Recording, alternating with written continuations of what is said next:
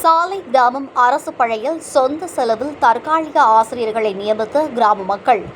சாலை கிராமம் அரசு மேல்நிலைப் பள்ளியில் மாணவர்கள் சேர்க்கை அதிகரித்தும் கூடுதல் ஆசிரியர்களை நியமிக்கவில்லை.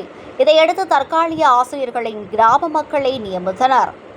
சிவகங்கை மாவட்டம் இளையான்குடி அருகே சாலை கிராமத்தில் 75 ஆண்டுகளுக்கு முன்பு அரசு பள்ளி தொடங்கப்பட்டது. கடந்த 1961 ஆண்டு உயர்நிலைப் பள்ளியாகவும் 1979 ஆண்டு மேல்நிலைப் பள்ளியாகவும் தரம் உயர்த்தப்பட்டது. இங்கு 30க்கும் மேற்பட்ட கிராமங்களைச் சேர்ந்த 860 மாணவர்கள் பயின்று வருகின்றனர். இதில் ஆங்கில வழி கல்வியில் 6 முதல் 8ஆம் வகுப்பு வரை 45 மாணவர்கள் பயின்று வருகின்றனர். தற்போது அப்பள்ளியில் தலைமை ஆசிரியர் உட்பட 21 ஆசிரியர்கள் பணிபுரிகின்றனர். மேல்நிலை வகுப்பில் இயற்பியல் ஆசிரியர் பணியிடம் காலியாக உள்ளது.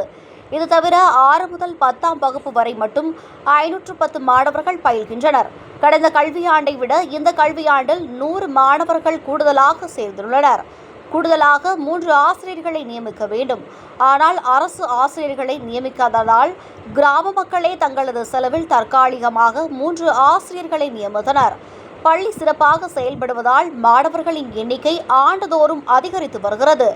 இந்த ஆண்டு மட்டும் கூடுதலாக 100 மாணவ மாணவிகள் சேர்ந்துள்ள நிலையில் சமீபத்தில் நடைபெற்ற பொது மாறுதல் கலந்தாய்வு மூலம் கூடுதலாக 3 ஆசிரியர்கள் வருவர் என எதிர்பார்க்கப்பட்டது. ஆனால் ஆசிரியர்களை நியமிக்கவில்லை. இதையடுத்து பெற்றோர் ஆசிரியர் சங்கம் மூலம் கடந்த 4 மாதங்களாக தலா ரூபாய் 8000 ஊதியத்தில் 3 ஆசிரியர்களை நியமித்துள்ளனர்.